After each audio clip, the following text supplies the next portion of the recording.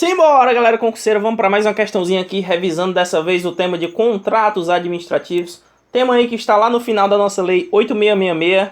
Pessoal, estamos fazendo todos os dias aqui vídeos de 8666, 8112, 9784. Então se inscreva no canal, a sua inscrição ajuda bastante que a gente. Beleza? Dessa vez trazendo uma questão um pouco mais doutrinária. A banca aqui, Inais do Pará, uma questãozinha de 2019. Essa banca pegou pesado aí nos conceitos doutrinários da lei. Então é bom porque a gente já revisa aqui. Lembrando que uma questão como essa costuma cair também. Não é só em concursos de nível top, mas também acontece em cair em concursos menores. Como esse daqui para assistente administrativo, como em concursos de prefeitura. Algumas bancas pesam o pé em jurisprudência, então é importante a gente revisar também essa parte, beleza? Não só a letra da lei, beleza? Vamos lá, letra A. Aqueles orientados pelo direito privado, ou seja, os regulados substancialmente pelo direito civil, são chamados de contrato administrativos civis. E dessa espécie de ajuste são, por exemplo, os contratos de seguro de locação, embora a legalidade desses ajustes e as respectivas formalidades dependam da verificação de exigências prévias e posteriores. Pessoal, aqui está falando sobre os contratos que são regidos pelo direito privado. Falando sobre contratos administrativos, aqueles orientados pelo direito privado, regulados substancialmente pelo direito civil, a questão vai chamar de contratos administrativos civis. Entretanto, não há que se falar em contratos administrativos aqui, porque contratos administrativos são aqueles que são regidos predominantemente pelo direito público. Então, a nomenclatura aqui está errada, de cara. Na letra B ele vai falar o seguinte: as avanças disciplinadas pelo direito administrativo são denominadas contratos processuais civis, e desses são exemplos de os regulados pela Lei Federal das Licitações e Contratos da Administração Pública, são assim chamados e regulados pelo respectivo diploma legal e porque se valem de cláusulas exorbitantes, requisitos caracterizadores desses ajustes. Pessoal, aqui ele trouxe contratos com o nome de avanças, ajustes, qualquer que seja a denominação, estamos falando de contratos. Aqui ele vai falar os contratos que são regidos e disciplinados pelo direito administrativo, aqueles que têm cláusulas exorbitantes. Pessoal, aqui são os contratos administrativos, realmente, são aqueles que se balizam principalmente por preceitos de direito público. Entretanto, o erro da questão é chamar esses contratos de contratos processuais civis, uma vez que o direito civil é ramo do direito privado. Logo, o nome desse contrato aqui, na verdade é contrato administrativo. Vamos fazer uma diferenciação rápida aqui? Olha aqui, de forma resumida, o que a doutrina fala pra gente. A administração, pessoal, firma diferentes contratos todos os dias. Entretanto, a gente pode diferenciar principalmente em contrato administrativo e contratos da administração. Pessoal, quando eu estou falando em contrato administrativo, quando eu disse ali, eu vou ser regido principalmente por preceitos de direito público. E se estabelece com o particular uma relação vertical, numa relação de supremacia. Já nos nossos contratos da administração, eles são regidos principalmente por direito privado. Uma relação se estabelece uma relação horizontal, em que a administração e contratado, ou seja, administração e empresas privadas, estão numa relação de igualdade. Os principais exemplos que a lei nos traz são os contratos de locação, seguro e financiamento.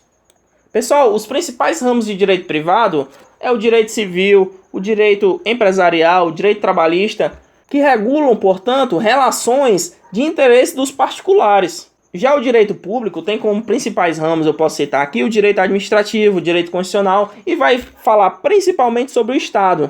Quando o direito público é o ramo que rege primordialmente um contrato, a gente está à frente de um contrato administrativo.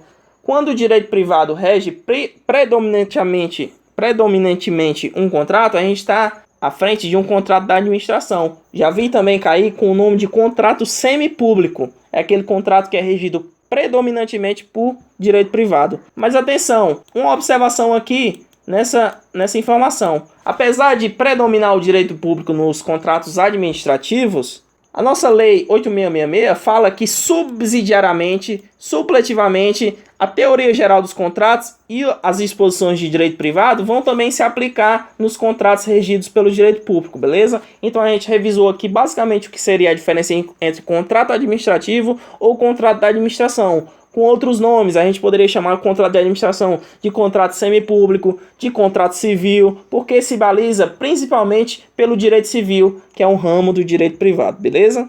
Logo a gente vê que a nossa letra A e a letra B estão erradas, porque trocaram as nomenclaturas, né? Vamos então para a letra C. O objeto do contrato pode ser um bem ou serviço desejado pela administração pública e sobre os quais as partes contratantes fixam os respectivos direitos e obrigações. Beleza, o objeto é uma coisa desejada e as partes vão fixar os direitos e obrigações. Beleza.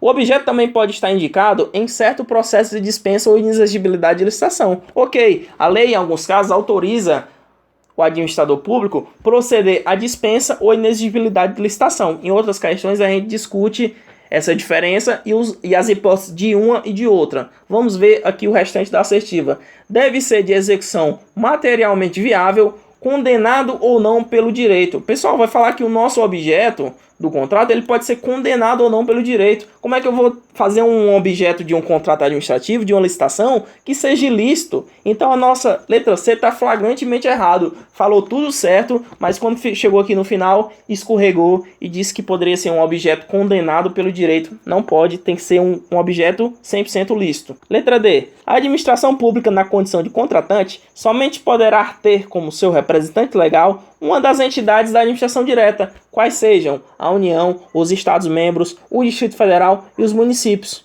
O particular, como ente contratado, pode ser uma pessoa física ou jurídica, e estas de natureza mercantil, industrial ou de prestação de serviço. Pessoal, aqui no final está verdadeiro. O particular contratado, ele pode ser tanto pessoa física como jurídica. Entretanto, a questão escorregou ao dizer, porque limitou aqui somente a administração direta, o direito de ser a parte que representa a administração pública. Pessoal, como sabemos, a própria lei de 8666 traz pra gente, ela se aplica tanto à administração direta como à indireta. Vamos conferir aqui. Subordinam-se a essa lei, ao regime dessa lei, além dos órgãos da administração direta, os fundos especiais, as autarquias, as fundações, as empresas públicas, a sociedade de economia mista e demais entidades controladas direta ou indiretamente pela União, Estados, DF e municípios. Pessoal, quando eu falo de autarquias, fundações, empresas públicas, sociedade de economia mista, estou falando de administração indireta. Então eu posso incluir também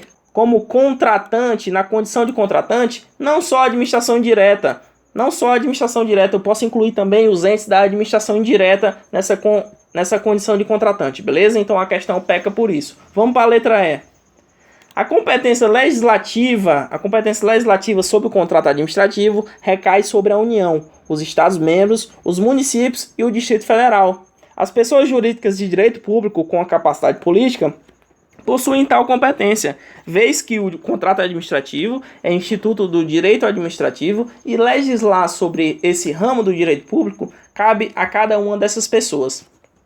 Pessoal, a banca considerou como correta essa assertiva, considerando que todos os entes possuem competência legislativa, todos os entes, União, Estados, DF, municípios, todos eles têm competência legislativa para falar sobre licitações. Vamos fazer essa diferença assim? A doutrina entende principalmente que a União detém competência, pessoal, para legislar sobre normas gerais das licitações e contratos. Ao mesmo tempo que estados, DF e município, os outros entes políticos, eles podem legislar também, mas obedecendo às normas gerais. Podem fazer algumas normas específicas, mas jamais desobedecendo às normas gerais instituídas pela União, beleza?